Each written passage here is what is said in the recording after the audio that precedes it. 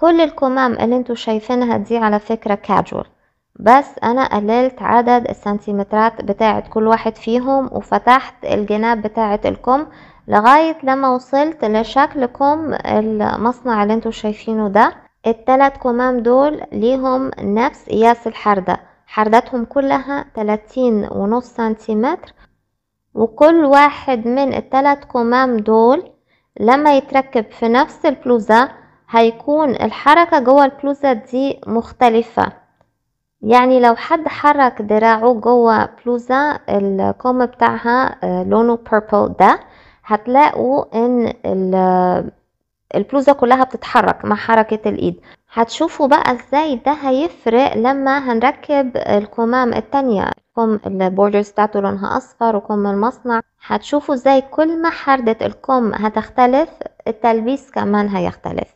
ده كم كاجوال، دي الحردة بتاعته قياسها 30.5 سنتيمتر.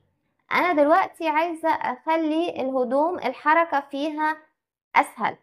اوكي، اعمل ايه؟ انزل الحردة شوية اهي، انزلها تحت شوية واريحها اكتر.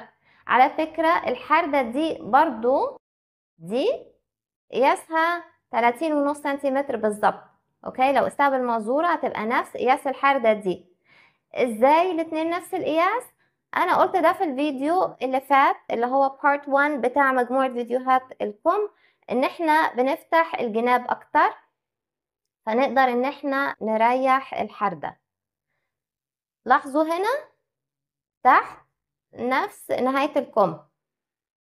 اوكي، وبعد كده يجي كم المصنع اللي هو الناس بتلبس الهدوم اللي من المصنع وبتتحرك جواها، وفعلا الهدوم تقريبا ما بتتحركش على الجسم، ما بتتحركش مع حركة الجسم.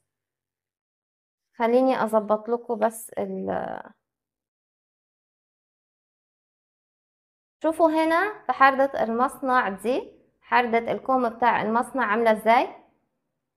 تقريبا فلات، قربت تبقى فلات.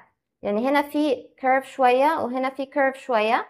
اوكي، بس هنا تقريبا فلات مش كيرف اصلا، وهو ده اللي بيخلي الهدوم تبقى سهل الحركة جواها اكتر. اطلبوا نسختكم المجانية من Perfect Fit Workbook. ارقام التواصل مع Chic Academy Support Team هتلاقوها في الديسكريبشن box.